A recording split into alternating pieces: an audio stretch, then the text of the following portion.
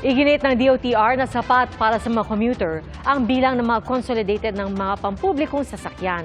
Pero sa unang araw ng transport strike ng Piston at Manibela, ilang commuter ang nahirapang makasakay. Saksi, si Joseph Moro. Alas 10 pa lamang ng hapon, marami na nag-aabang na masasakyan sa Manila City Hall. Uwian na kasi ng mga kawani ng gobyerno alinsunod sa memorandum ng Malacanang para sa paggunita ng Family Week. Kasabay ring nagsilabasan ng ilang estudyante. Matumal ang dating ng mga jeep. Sobrang pong hirap sumakay kasi ang kaunti-kaunti lang po ng jeep. Hindi po kasi ganito usually, mga 5 to 6 pa po yung yung rush hour. Wala po kami masyadong manong kasi puno po yung jeep. Ganon din ang karanasan ng ilang commuter kaninang umaga sa E. Rodriguez Avenue sa Quezon City. Si JR lampas 2 oras naghintay bago siya nakasakay ng jeep pa Moraita. Walang jeep kundi lang jeep. May ilang nag-tricycle na lamang. Unang araw ngayon, ang 2 araw na tigil pasada ng Piston at Manibela kontra sa Public Transport Modernization Program o PTMP. Pero sa monitoring ng Land Transportation, Franchising and Regulatory Board o LTFRB, walang na-stranded dahil sa transport strike. These are the regular traffic on a Monday. Marami po yung pasahero, kukunti ko talaga yung mga jeepneys pa sa daan dahil na-traffic. Successful yung ikinasa naming transport strike.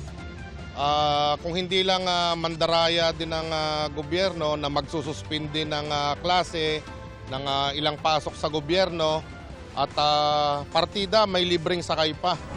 Ang piston ng harang ng mga namamasadang jeepney kanina. Patuloy na iginigit ng grupo na ibalik ang 5 taong prangkisa na kongreso lamang umano ang pwedeng bumawi. Mawawalan talaga kayo ng prangkisa. May hirapan na kayo sa rehistro. Para din po yun sa kabuhayan po nila, para po maanoan po namin yung 5 taong prangkisa. Pero wala ng preno ang programa ayon sa Department of Transportation o DOTR. The call of Piston and Manibela to scrap the program is non-negotiable. These two groups cannot be allowed to derail the program. Dagdag nito, sapat na sa mga commuter ang 83% ng mga pampublikong sasakyan na nag-consolidate.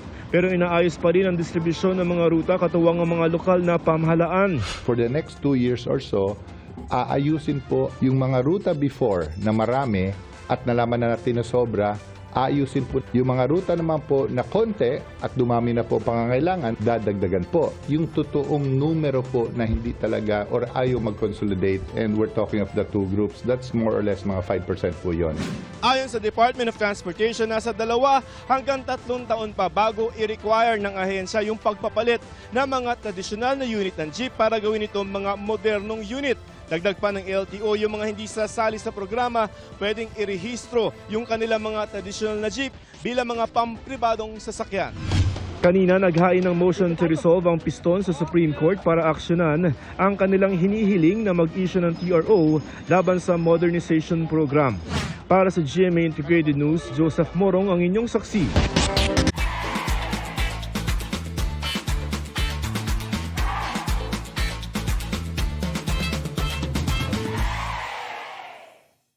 Mga kapuso, sama-sama tayong maging saksi. Mag-subscribe sa GMA Integrated News sa YouTube at para sa mga kapuso abroad, samahan niyo kami sa GMA Pinoy TV at sa www.gmanews.tv.